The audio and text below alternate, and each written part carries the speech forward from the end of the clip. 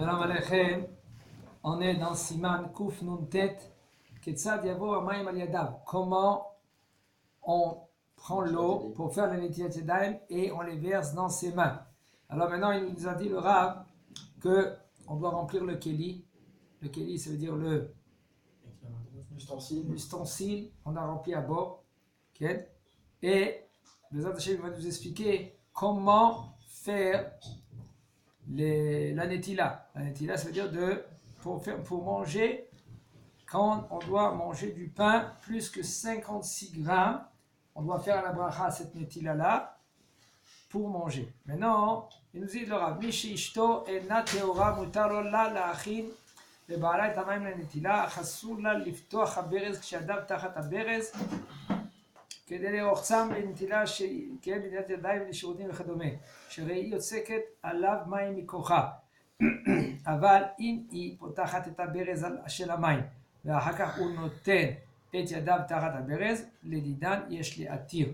ונוהגים כדעת רבנו יונה, יש להקל על ידי שינוי כגון שתפתח הברז ביד שמאל, קודם שייתן ידיו תחת הברז. כן. Il faut savoir qu'une femme, quand elle est nida, elle est impure pendant ces moments que tant qu'elle n'a pas été trempée dans le mikvé, elle n'a pas le droit de faire certaines actions pour son mari. Si c'est devant lui ou si même si des fois il y a des cas que même que si c'est pas devant lui, on verra. Mais en général, okay, il faut apprendre les halachot quand un homme lui se marie. Alors maintenant sa femme qu'elle n'est pas théora. Elle n'a pas trempé encore dans le mikvé. Elle peut préparer l'eau pour son mari. Ça veut dire qu'elle remplit le keli, le natla, le récipient. On dit récipient d'achon, keli.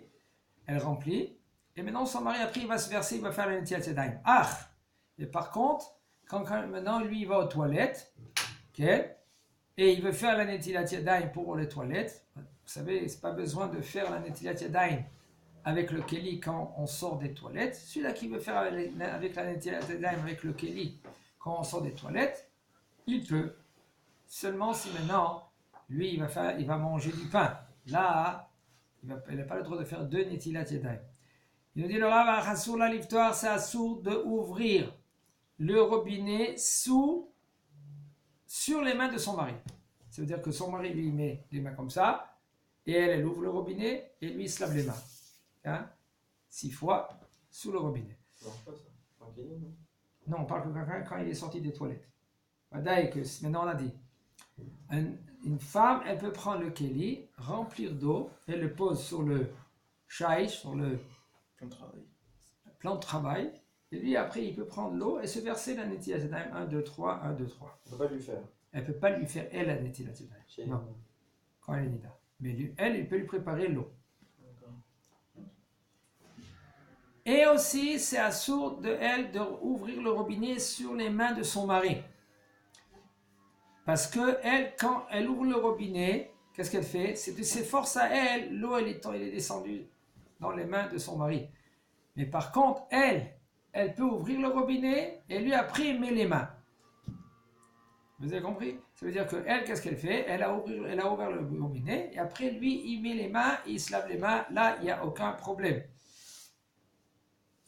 Selon nous les séfarades, c'est mouta. Mais après ceux-là qui vont selon Rabbeinu Yona. Si maintenant elle fait béchinoui, parce que Rabbeinu Yona il a dit béchinoui, qu'est-ce que ça veut dire béchinoui? Béchinoui ça veut dire pas de la façon qu'on fait. La façon qu'on fait c'est quoi? On prend avec la main droite, on ouvre le robinet. Elle, qu'est-ce qu'elle fait? Elle est droitier. Droitier on dit? Voilà. Et elle fait avec la main gauche. Ça s'appelle béchinoui. C'est pas de la façon qu'elle a l'habitude de faire. Alors là, juste avant que lui qui met ses mains sous l'eau, alors là, c'est mouta. D'après Rabbeinu Yona. כן. אם שופך על ידיו רביעית בבת אחת, מעיקר הדין די בפעם אחת ומכל מקום מנהגנו ליטול ג' פעמים. Si maintenant lui, il verse avec les kélis, le récipient, au lieu de faire 3 fois, par exemple, nous aujourd'hui, les récipients d'aujourd'hui, ils ont plus qu'un rébiit. Ils ont au moins 4-5 rébillot. Rébi'it, c'est combien un rébi'it, Dan? 40. Un rébi'it, c'est 86 millilitres. Alors aujourd'hui, les natlas, les kélis, le récipient, il fait plus que 86 millilitres. Il fait 3, même 4 fois 86 millilitres. Ok? Alors quand tu l'as rempli à bord, tu le prends et tu verses dans tes mains. Il y en a, qu'est-ce qu'ils font? Ils versent une fois à droite, une fois à gauche. Nous dit le Rav, ça marche. Mais le minag, ça veut dire l'habitude aujourd'hui, comme c'était avant, de faire 3 fois. 1, 2, 3, 1, 2, 3. Et veitol yadav keseder hazeh. Maintenant, le Rav va nous expliquer comment il doit faire la netilat yadayim. Ça veut dire, après que tu as ouvert le robinet sur le keli, tu prends le keli qui est plein d'eau, tu le transmets à la main gauche. Pourquoi? Parce que il faut que c'est la main droite qu'elle est la plus forte, qu'elle donne à la main gauche. Comme ça, la main droite, elle domine la main gauche. Pourquoi on fait cela? Eli, c'est pourquoi on fait cela? La main droite, tout le côté droit, c'est Hassadim. Hesed, c'est la bonté. La main gauche, c'est la rigueur. Alors, mais là, pour que c'est la main droite qui est la bonté qui domine, alors on va faire passer le keli de la main droite à la main gauche. Et après, de prendre le keli avec de l'eau qui est pleine, de verser 1, 2, 3 sur la main droite. ויד שמאל תשפוך על יד ימין ג' פעמים בזה אחר זה. ויניח הכלי וישפוך מיד ימין על יד שמאל פעמיים. 3 פעמים. Alors maintenant, quand tu as fait ces 1, 2, 3, tu prends ce keli qui est maintenant moitié plein, tu le poses sur le plan de travail. Planche de travail? Plan de travail. Tu prends de la main droite maintenant et tu verses 3 fois sur la main gauche. Et pas que tu prends le keli qui est moitié plein et tu le donnes à la main droite. Pourquoi? Qu'est-ce que ça fait? Ça fait en sorte que la main gauche maintenant elle domine sur la main droite. Alors je répète, il remplit le keli avec de l'eau, il le passe à la main gauche. La main gauche elle verse 1, 2, 3 sur la main droite.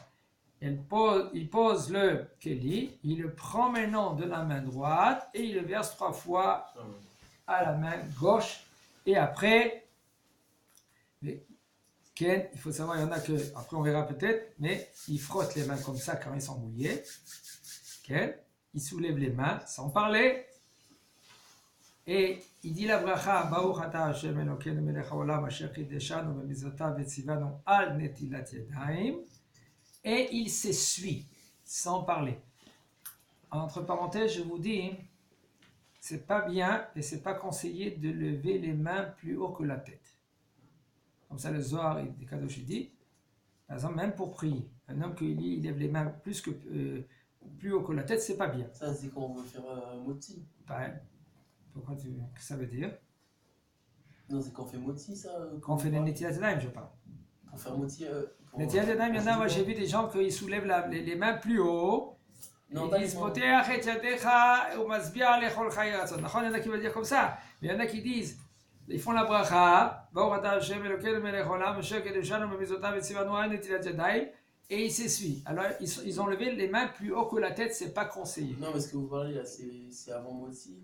Il y a aussi avant motzi, comme je te dis, Poteach et yadecha ou masbia lechol chai ratzon, juste avant de faire motzi. Non, mais là, le netilat, c'est avant moti ou exactement. Le netilat du matin? Non, c'est avant motzi. On parle de netilat yadayim de avant motzi. Et est-ce que le netilat du matin, on m'a dit que c'est mieux d'abord d'essuyer et après de faire la bracha? Non, c'est faux. Il faut tous les mitzvot, c'est mevarer va vers les siatal, de faire la beracha et juste après de faire la mitzvah. Ici, comme on ne peut pas faire la bracha avant et après faire la netila, pourquoi?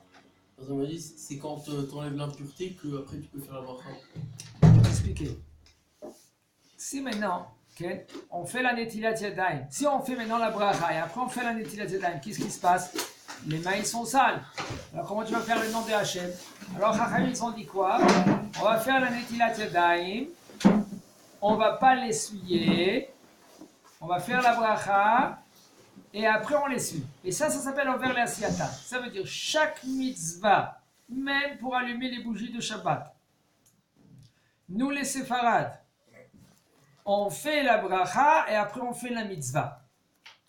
Et la Netilat Yadayim, quand tu fais la Netilat Yadayim, D'abord tu fais une diète, après tu fais voilà, tu fais la Netilat Yadayim et tu as les mains mouillées, tu parles pas et tu dis pas la phrase C'est où il y a des Rem Kodesh, tu dis pas cela, et tu soulèves les mains jusqu'à la hauteur, si tu veux, de la tête, et pas plus, et tu fais la beracha, Baruch atah Hashem, Elokeinu melech haolam, asher kideshanu b'mitzvotav v'tzivanu al netilat yadayim, et après tu t'essuies les mains, et après tu t'assois à ta place et tu fais la bracha de Baruch atah Hashem, Elokeinu melech haolam, hamotzi lechem min haaretz, et tu manges un morceau. Il nous dit le Rav Egam Mishéou Eteriad, Shekol Maasa Biyad Smol, Yatchil Anetila Biyad Yemin, Kechol Adam. Même c'est un homme que lui qu'il est gaucher, que toutes ses actions il fait avec la main gauche, quand même, quand il va faire la Netilat Yadayim, il va faire la Netilat Yadayim, comme on vient de dire maintenant, comme tous les droitiers. Même que sa droite à lui c'est gauche, quand même, comme tous les droitiers. כוס עשו מנייר או מקרטון, היכול להחזיק את המים בתוכו, וכן כוס הנועד לשימוש חד פעמי כשרים נטילת ידיים. Un verre en carton ou en papier qu'il peut tenir l'eau. Tu peux prendre par exemple ce verre-là, tu le mets par exemple un verre en carton comme ça, un verre en carton comme ça, il peut tenir, tu peux remplir de l'eau. Il faut que le verre en carton il tient un révit. Un révit c'est combien? 86 millilitres. Si c'est un petit verre en carton comme ça commence pas. Pas un verre en carton, même de cette hauteur-là, ça suffit, ça s'appelle même révit. Et tu peux faire la netilat yadayim pour manger du pain. Aval en nitol ayadayim misakit nylon. Par contre, si c'est un sachet en plastique, on n'a pas le droit de faire la netilat yadayim avec un sachet en plastique. Même si maintenant tu n'as pas le choix, tu n'as pas un autre keli, tu n'as pas un verre, tu n'as rien, tu n'as rien qu'un sachet en plastique, tu n'as pas le droit de faire la netilat yadayim avec un sachet en plastique. En lo litol me'asakit ve'levarech al netilat yadayim. אלא יפרוס המפה על ידיו ויאכל כדין מי שאין לו מים נטילה. Qu'est-ce qu'il doit faire alors? S'il n'a pas il n'a pas un récipient, un verre en plastique ou n'importe quoi d'autre, pas un sachet en plastique, parce que le sachet en plastique, il ne peut pas tenir debout. C'est pour cela qu'on n'a pas le droit de faire le netilat yadayim avec ce sachet en plastique. Alors qu'est-ce qu'il doit faire? Dans tous les cas, on peut faire. On peut faire. Et puisque, quand on regarde bien. seulement, puisque maintenant le sachet en plastique il ne peut pas tenir debout, alors mais là tu ne peux pas faire la netilat yadayim avec ce sachet en plastique. Alors qu'est-ce que tu fais? Si tu n'as pas un keli, exactement, il faut que le keli qui tienne debout.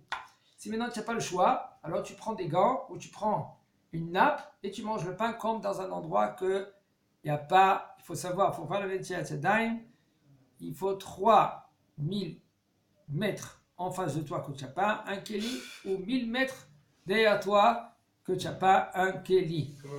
C'est pas comme tu es en voiture.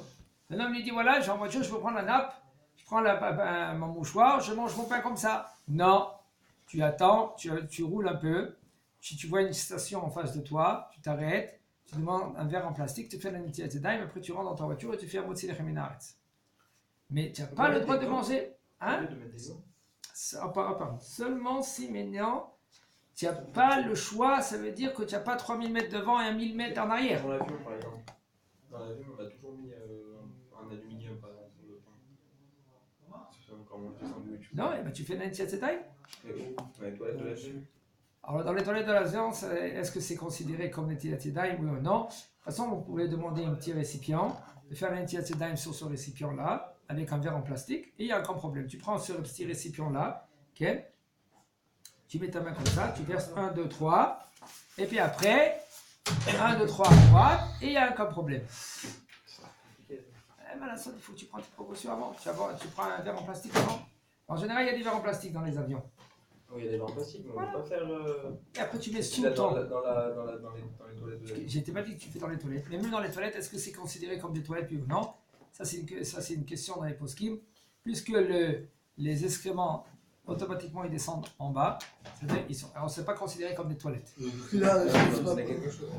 Comment? Vous apprenez quelque chose. Peut-être qu'on va pas faire la bracha dedans. La bracha, on va la faire dehors. Normal aussi, ça descend. Parce que j'ai jamais fait Netilat dans un avion. Les ratris, là, on n'a pas le droit de faire la Netilat Zedayim dans les toilettes. Même que tu sors dehors, tu fais la bracha. Même que c'est propre. La chon, il y a des poskim qui sont métirim quand tu n'as pas le choix. Mais si maintenant tu peux prendre tes précautions, tu prends un récipient. petit récipient, même avec un petit verre, tu peux faire. Tu fais comme ça. Tu verses comme ça, regarde, Binyamin. Tu prends le verre comme ça, d'accord? Tu verses de l'eau comme ça. Ça va tomber où? Ça va tomber dans le verre. Maintenant, si tu fais comme ça va tomber de tous les côtés. Mais si tu fais comme ça, par exemple, C'est droit pas comme sûr qu'on ça, va mouiller tous les doigts, voilà, tu fais comme ça. Tu vois un tout petit peu les doigts, tu verses, et là, ça tombe. Il n'y a aucun problème. Si tu veux, avec une petite réflexion, tu trouves les solutions. Okay? Mais, c'est pas tout de suite le bonhomme, qu'est-ce qu'il va faire? Alors, c'est bon, j'ai pas de l'eau, j'ai pas ça, je vais prendre une nappe, je vais prendre mon pain et je vais envelopper. C'est faux. Seulement si tu n'as pas l'eau, tu n'as pas le choix, tu as fait tout pour chercher de l'eau, tu as fait tout pour chercher un keli, tu as fait tout pour bien faire et tu n'as pas trouvé, tu n'as pas le choix. C'est sûr que tu trouves. בעזרת השם.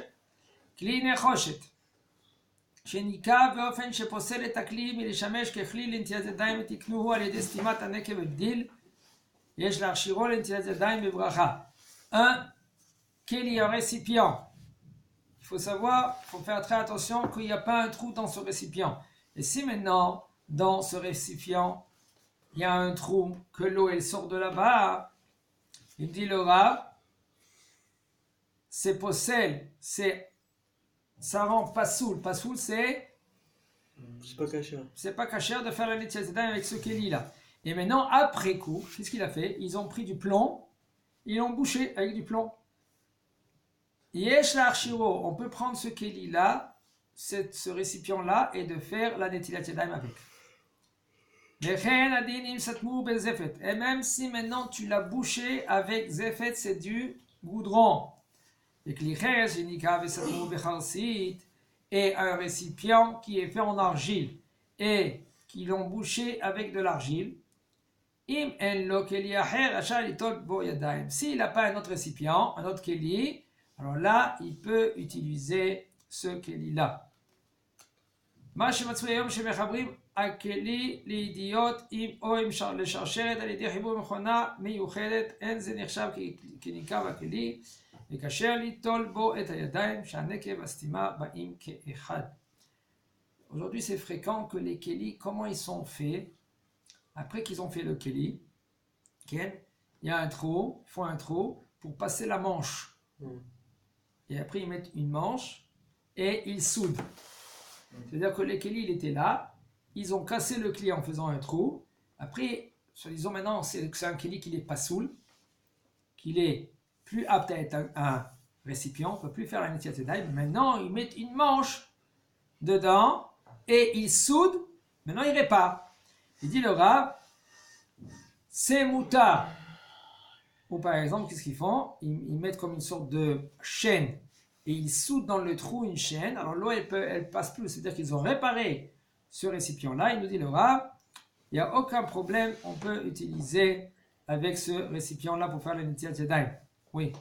L'ASG avec l'argile, c'est un moutard, mais c'est pas conseillé. Non, j'ai pas dit ça. Ouais. Avec de l'argile, il y a le trou. Maintenant, il colle avec un bout d'argile. Voilà, c'est moutard. Pour le plomb, c'est pas pareil. Pour le plomb, aussi, c'est pareil. Pour le plomb, aussi, c'est pareil. A priori, quand on fait la netila, juste avant, il faut une petite réflexion. Quelle réflexion? La réflexion, elle est, je fais la Netilat Yadayim pour manger. Non, pour manger du pain. Pas pour te purifier. Pour te purifier, Et c'est le matin, il faut d'accord. faire- Mais ça veut dire que je vais manger du pain, je fais la Netilat Yadayim pour le pain. Pour avoir la cabane de manger du pain. Voilà. Et quand on sort des toilettes le matin, on doit avoir une cabane à se purifier ou pas? Tu peux avoir une Netilat Yadayim, mais c'est pas meaké. C'est pas comme par exemple la Netilat Yadayim pour manger. La Netilat Yadayim pour manger, il faut avoir la kavana pour faire la Netilat Yadayim pour manger. Et si maintenant il n'a pas pensé à cela, quand même, c'est considéré comme lui, il a fait la Netilat Yadayim, Chazak Obaruch.